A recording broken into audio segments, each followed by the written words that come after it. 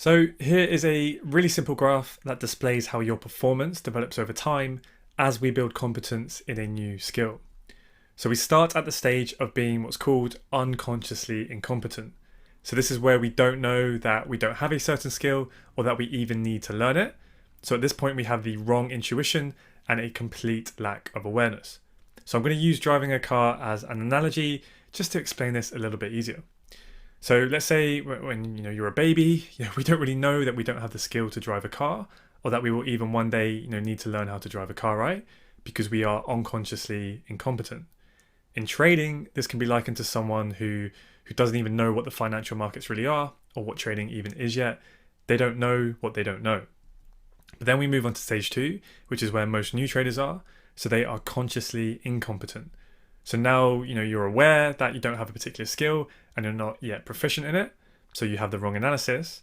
So this is kind of like, say, when you're a child or a young teenager, we start to become consciously aware that we don't know how to drive a car. We are conscious that we are unskilled in this area, right? So in trading, this is often where beginners start out. They are aware of what trading is, but they quickly realize that they have the wrong analysis and they don't really know how to trade correctly. So then entering into the third stage, we now become consciously competent. So we now know that we have the skill, we start to have the right analysis, but only with continuous and conscious effort. So when we are a young adult, potentially we have driving lessons and we finally learn how to drive. So we now know how to do it, but it still requires quite a lot of mental effort. When you're first driving, you kind of have to talk through the actions in your head, thinking about what pedal to push your foot down on, putting the car into the right gear, making sure to remember to check all of the car mirrors and to indicate before turning, etc.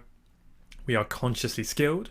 We do know how to do it, but we have to keep actively thinking about how we are doing it, right, to try and do it correctly with a lot of mental effort. So in trading, this is where we start to regularly get our analysis right and we start to stop making common psychological errors. We start to consistently make money, but it requires a lot of effort to make sure that we stay on top of our routine. We have to work very hard at reviewing our trades and spend hours making sure our analysis is correct. But then finally, we enter the fourth stage where we become unconsciously competent. So now we don't even really know that we have the skill, just in terms of, we don't really think about it. It just seems easy and automatic. We have developed the right natural intuition.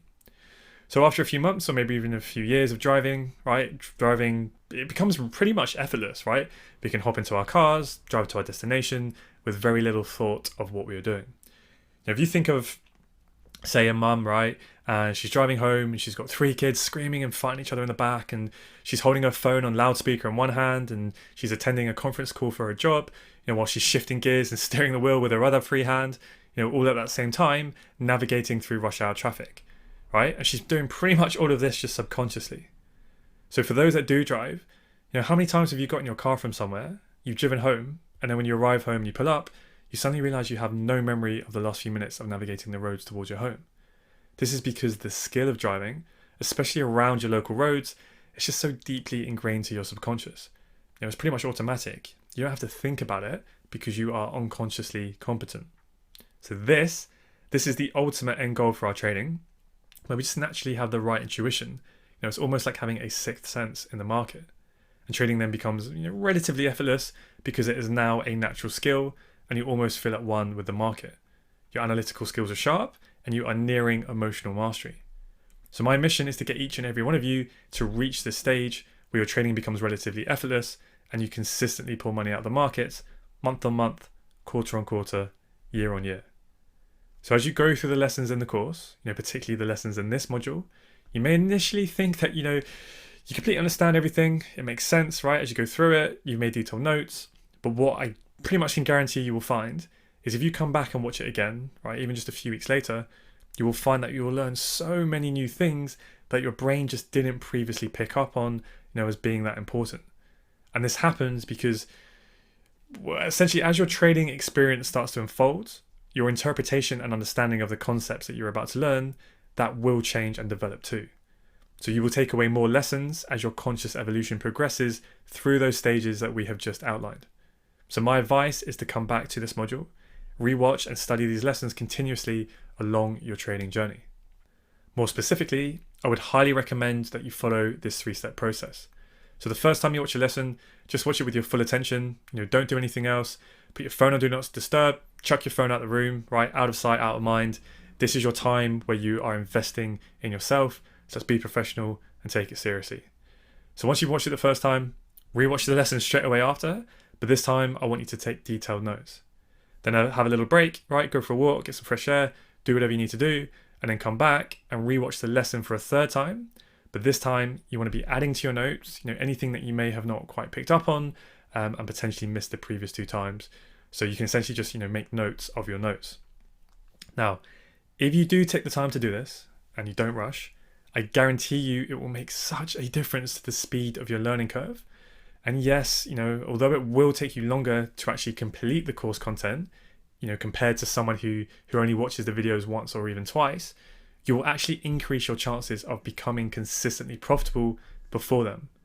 Why? Well, because they are more likely to not have truly understood the concepts to the same degree that you have, and they will just end up having to revise the content at a later date, right, to start from scratch. And I see this happen all of the time. Remember, trading is a marathon, not a sprint. If you have ever watched Olympic weightlifting, you will know about the complex movement called the clean and jerk. And this movement requires you to be able to perform multiple compound lifts all in one go. It's an extremely complex and advanced movement, especially when you start to pile on really heavy weight onto the bar. So when you watch a world-class athlete perform this movement in a competition, they literally walk up to the bar and they just seamlessly throw it above their head, almost in one simple smooth action, without really even consciously thinking about it. And that is what it looks like when they're performing that on the world stage. But what did it take them to get to that point? Well, they would have had to spend years and years working on each individual part of that complex lift. They don't just walk into the gym and just constantly do clean and jerks for their entire session, just trying to pack on as much weight as possible.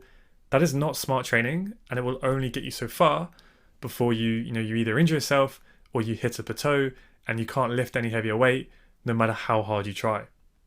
So instead, you need to master each individual part of the lift that makes up the whole. So you will need to practice and get extremely proficient at deadlifting. Then once you can deadlift the bar off the ground efficiently, you will then be ready to start to practice, cleaning the bar up towards your face. And then only once you've got great at deadlifting the bar and cleaning it up towards your face, now you're finally ready to be able to swing yourself underneath the bar so that you can get into a front squat position. Once you're skilled enough to get into that position, now you can spend the time it takes to get extremely good at front squatting that heavy weight, right? So that you'll be efficient enough at that movement to then be able to squat that weight back up in order to generate the power to press the bar over your head in order to finish the movement. So you can see that seamless performance of the clean and jerk on the competition stage, that was born from the athlete dedicating themselves to relentlessly and meticulously practicing each of those individual parts of the complex movement in order to be able to put it all together and then put in a great performance when it matters, when the pressure is on. Because then they don't have to think about it, they just walk up to it and they do it. They just perform. And this exact same process applies to trading. You need to master all of the individual component parts that make up your strategy in order to be able to put it all together, to trade it successfully, and just to be able to perform to the highest level consistently in the live market. Because you are competing against millions, some of the brightest and smartest people in the world, right, playing this zero-sum game of the financial markets. And even when an athlete, when they lift a clean and jerk world record, they are still going to go into the gym the next day to practice each of these individual components of the lift. And that's no difference for us as traders. So even when you are consistently profitable, you will forever be a student of the market, practicing and refining your edge, and that is how you get ahead and stay ahead of your competition. If you don't build a solid foundation, your trading business will eventually crumble and fall over. So what are the component parts of our trading strategy, and in what order do we need to build upon them? Well, first, we must understand and master market structure. And this becomes before anything in your technical analysis. Every day when I approach the charts, it is literally the exact first thing that I'm looking at every single time. Market structure is king, no matter what type of strategy you trade. Because if you map your market structure correctly, you will find yourself on the right side of the market far more often than not, and then everything else, it flows from there. It's how you increase your strike rate and your reward to risk ratio with the rest of the concepts we build upon. We build upon that on top of our market structure once we have mapped that out first. So after you've got extremely comfortable with mapping your market structure next we will build upon this using supply and demand zones.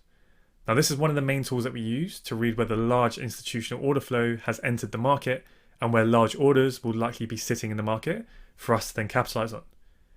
Now just utilizing market structure with supply and demand on its own and nothing else, so just those two concepts alone can provide you with an extremely profitable strategy. So you need to make sure that you are very comfortable with using these two concepts together before you even begin to think about moving on to any of the next sections. Now, I really do mean that. You can keep your trading extremely simple, mechanical, and systematic just using structure and S&D zones. Like that is literally all you need, and you can have a very profitable strategy. But eventually, when you are ready to take your trading to the next level, we can use liquidity concepts just to help us refine our trading, just that little bit more.